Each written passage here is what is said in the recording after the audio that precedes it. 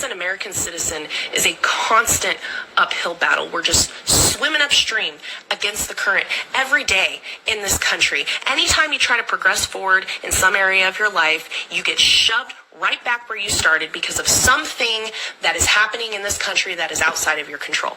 For example, you get a raise at work, and that raise doesn't matter because your rent's gone up, your car insurance has increased substantially, your groceries cost more, everything is expensive, so all that raise did was cover the inflationary burden that we are constantly under as American citizens.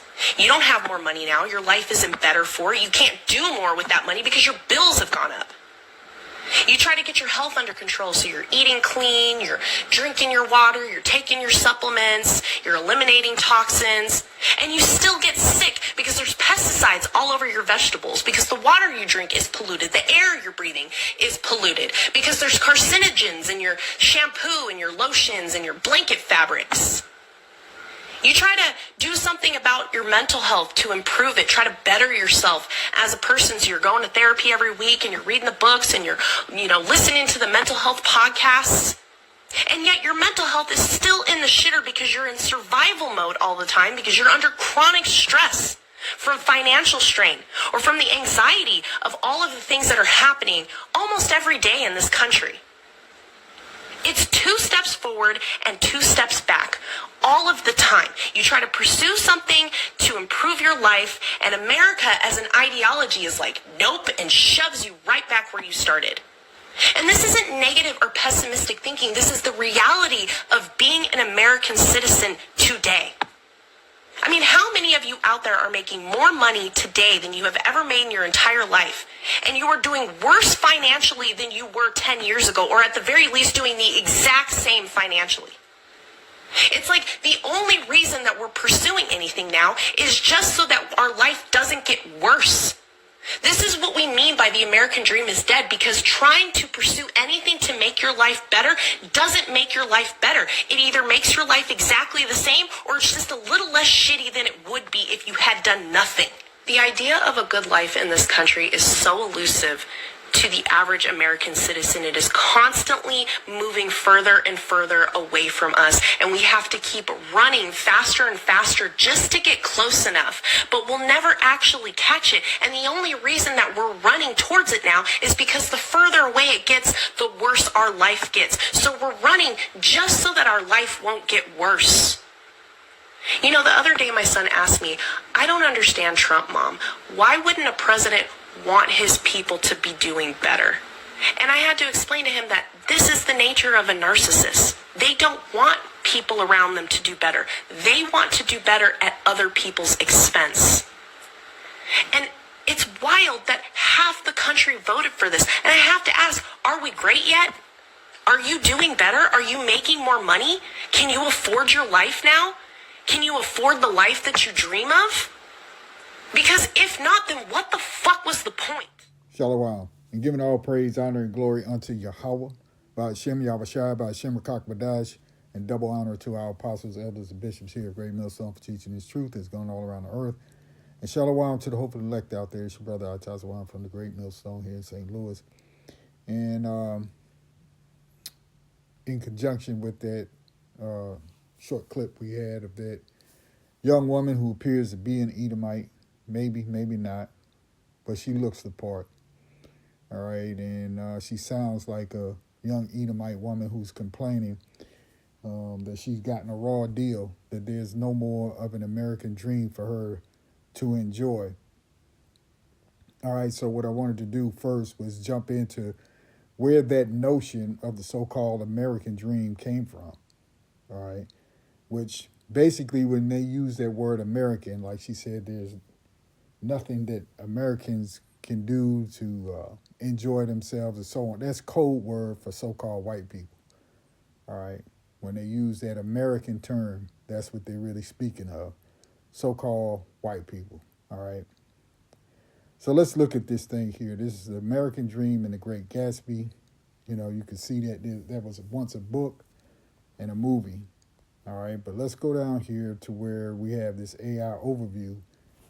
And right here, it says the quote-unquote American dream is a central theme in American culture, representing the belief It's a belief, not a fact. The belief that through hard work and determination, anyone can achieve success and prosperity.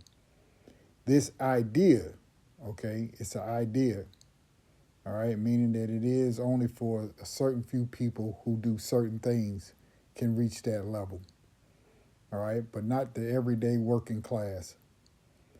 This idea, popularized by James Truslow Adams in 1931, suggests that the United States offers equal opportunity for all, well, excluding the Israelites, all right, so-called Negroes, Latinos, and Native Americans. And don't tell me nothing about LeBron James, Michael Jordan, Oprah Winfrey, and so on, right? Oh, we have more quote-unquote black millionaires than we've ever had before. Guess what?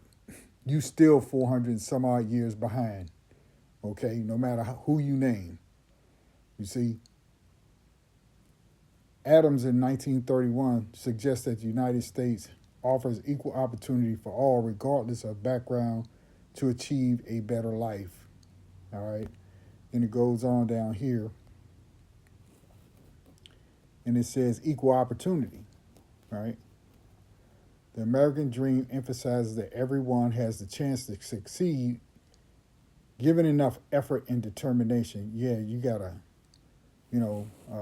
work real hard and just penny pinch and save, and you'll become a millionaire and live good in life. Right? That's the thought. Upward mobility, the belief that individuals can improve their social and economic status through hard work and initiative. Freedom and liberty, the American dream, is often linked to the ideals of freedom and liberty, allowing individuals to pursue their own version of success.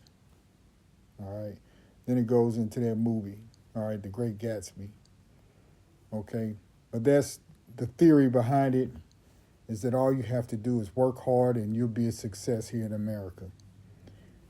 It was BS then and it's BS now. But the difference is that these everyday Edomites are starting to see that it was total bullshit, and that their people who are the illuminated ones didn't include them in the plan.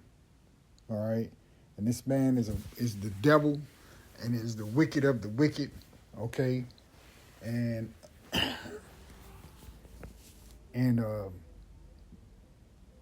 is not playing the game fairly with his own kinfolk, if you will. All right? There's a certain class of them that believe that they're entitled to everything. All right, so let's get to a few scriptures here. This is Isaiah 14. Let's jump in right here, verse 10. It says, "All they shall speak and say unto thee, art thou also become weak as we? Art thou become like unto us?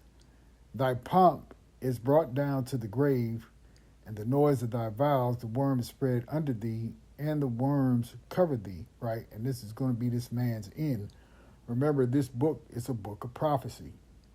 Okay, and so this man had his time in the earth, right, to go around raping, robbing, pillaging, stealing, and doing various other heinous acts, right, that you don't even want to mention. What, to be above everyone else, and that pomp, okay, that pride that was spoken of, here in America, all right? That attitude of can never fail, okay? Will always rise again. All those cliches that they like to use for themselves, okay? Verse 12, "How art thou fallen from heaven, O Lucifer, son of the morning? How art thou cut down to the ground, which didst weaken the nations?" And as we always say, this is not talking about the spiritual demon Satan, but the man, right, and his house that is the one that's considered that light bearer, right, that they have more knowledge and information over everyone else in the earth, so therefore they get to rule and reign over the billions of people on the planet, and it's only a handful of them, all right? Whether it be 1,000 or 10,000 of them, it really doesn't matter, right? When you put that number up against billions of people, that's a few. Verse 13, for thou hast said in thine heart, I will ascend into heaven, I will exalt my throne above the stars of the Most High. I will sit also upon the mount of the congregation in the sides of the north. I will ascend above the heights of the clouds. I will be like the Most High. Right? And that's this man's God complex, where he thinks that he can play God. He can create things, right?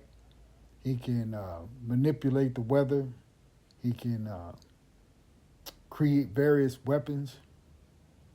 He can destroy the food supply, right? He can contaminate the water, the air, okay? Everything was given into his hands for this period. And now his time is up, okay? And had that woman really succeeded the way she wanted to, she wouldn't be complaining. But it's just the fact that she's not on that level. Okay, verse 15. Yet thou shalt be brought down to hell, to the sides of the pit. They that see thee shall narrowly look upon thee and consider thee, saying, is this the man, right? The man that made the earth to tremble and did shake kingdoms, that made the world as a wilderness, right? This place is as a wilderness behind this man's authority, right? We're eating GMO foods, drinking contaminated water, all right? This man has been a terror on the earth, that made the world as a wilderness and destroyed the cities thereof, that opened not the house of his prisoners.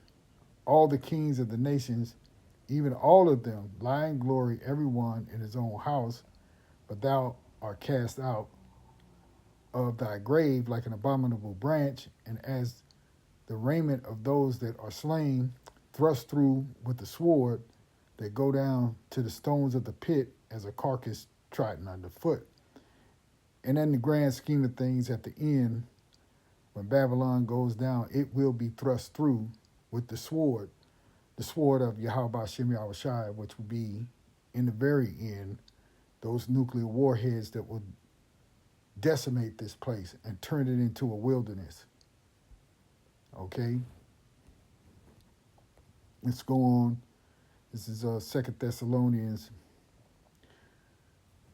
Chapter 2, we start right here, verse 1. It says, now we beseech you, brethren, by the coming of our Lord Yahushua Mashiach, and by our gathering together unto him, that ye be not soon shaken in mind, or be troubled, neither by spirit, nor by word, neither by letter as from us, as that day of Mashiach is at hand, right? The coming of our Lord.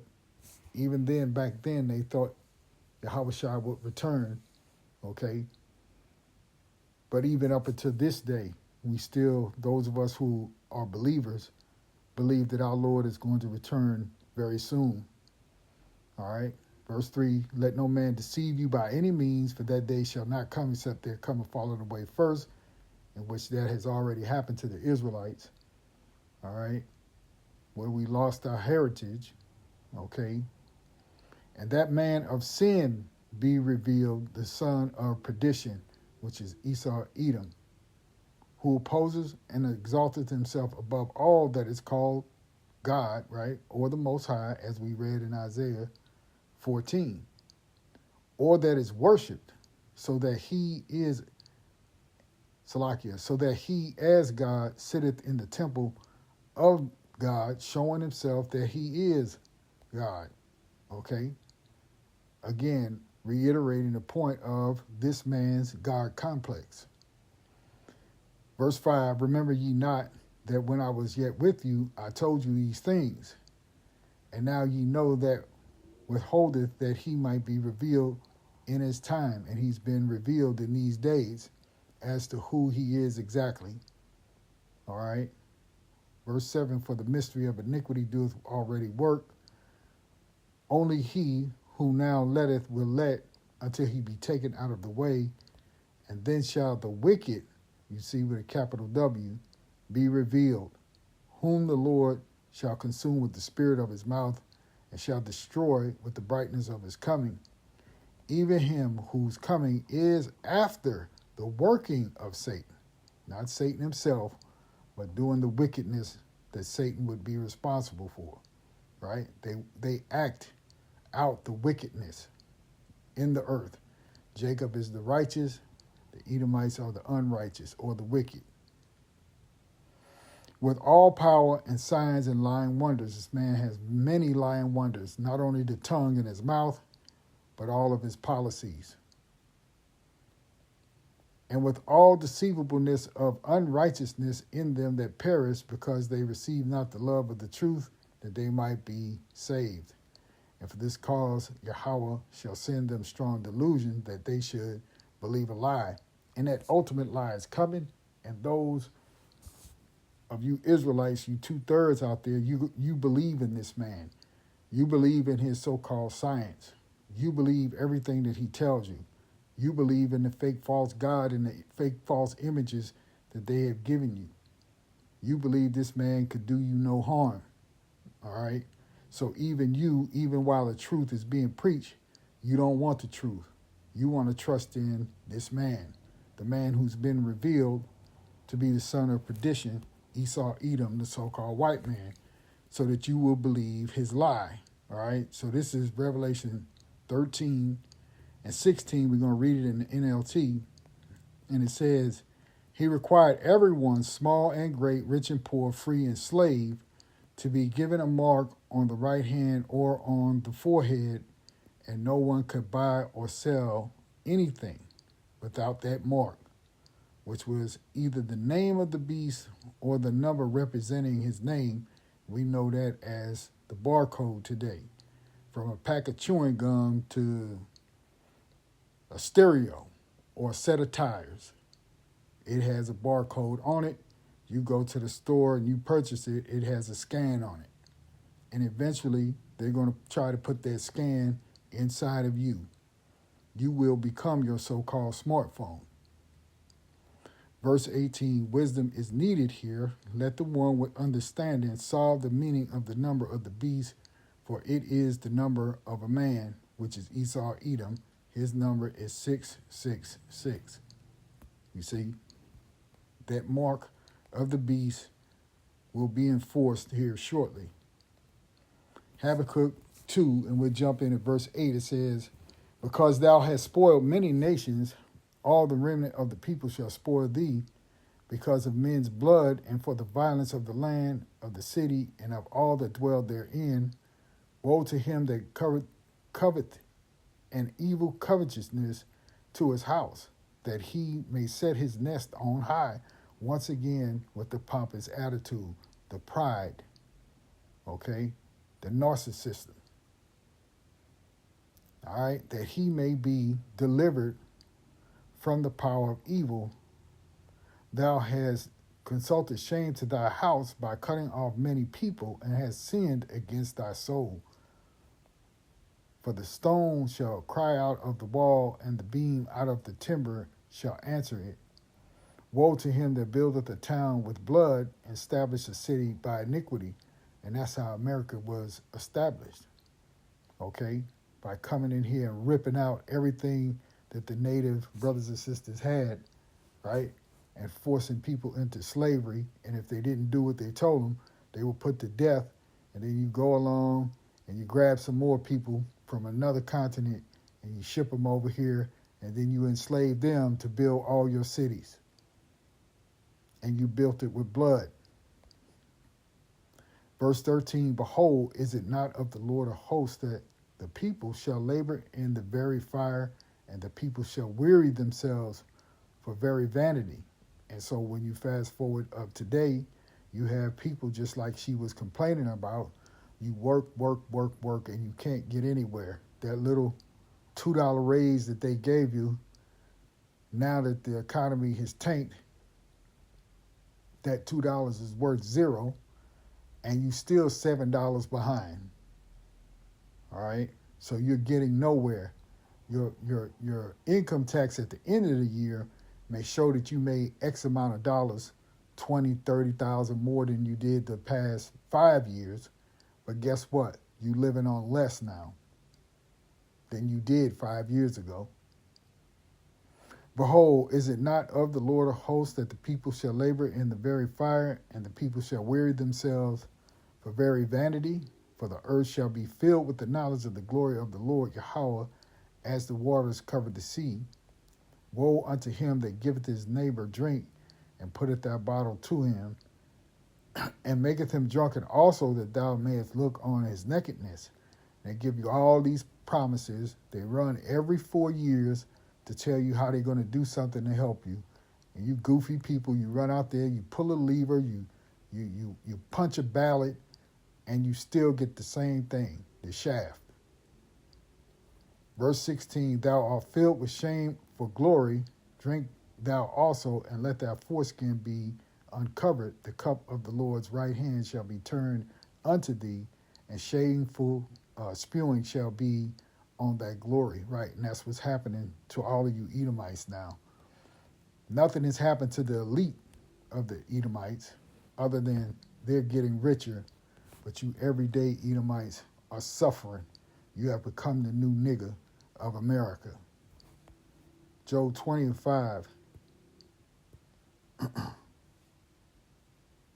It's the story of verse 4. It says, knowest thou not this of old, since man was placed upon the earth, that the triumphing of the wicked is short, and the joy of the hypocrite but for a moment?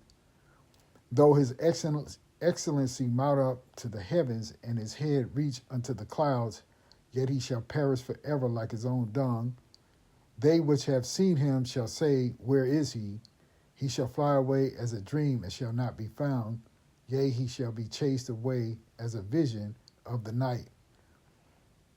The eye also which saw him shall see him no more, neither shall his place any more behold him.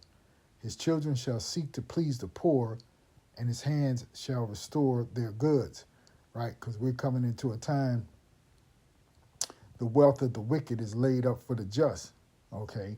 We're coming into a time where we, as the Israelites, through the power of Yahweh B'Shem Yahushua in that day of deliverance, and when the kingdom is established, we taking everything back and then some. All right? Though wickedness be sweet in his mouth, though he hide it under his tongue, though he spare it and forsake it not, but keep it still within his mouth, yet his meat in his bowels is turned, it is the gall of ass within him. He shall swallow down riches, and he shall vomit them up again. See? So everything that they've taken from us is going to be brought back to us. Yahweh shall cast them out of his belly. He shall suck the poison of asp. The viper's tongue shall slay him. He shall not see the rivers, the floods, the brooks of honey and butter. Right, because we're going to have his ass in slavery when we get in the kingdom. That which he labored for shall be restored. Let me read that again. Verse 18. That which he labored for shall he restore, and shall not swallow it down. According to his substance shall the restitution be, and he shall not rejoice therein, because he hath oppressed and hath forsaken the poor, and the poor is the Israelites, right? The so-called Negroes, Latinos, and Native Americans, right? Because he hath violently taken away an house which he builded not.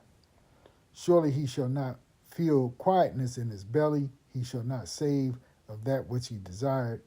There shall none of his meat be left. Therefore shall no man look for his goods. In the fullness of his sufficiency, he shall be in straits. Every hand of the wicked shall come upon him. Okay? So just when he thinks everything is going to be okay, the Lord is going to show up.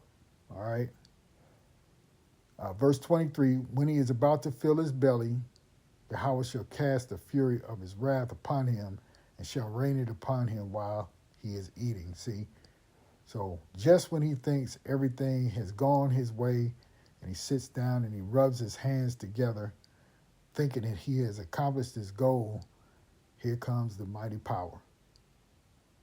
Verse 24, he shall flee from the iron weapon, and the bow of steel shall strike him through.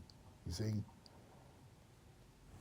So now you have these others complaining, okay, but, that's just what it is.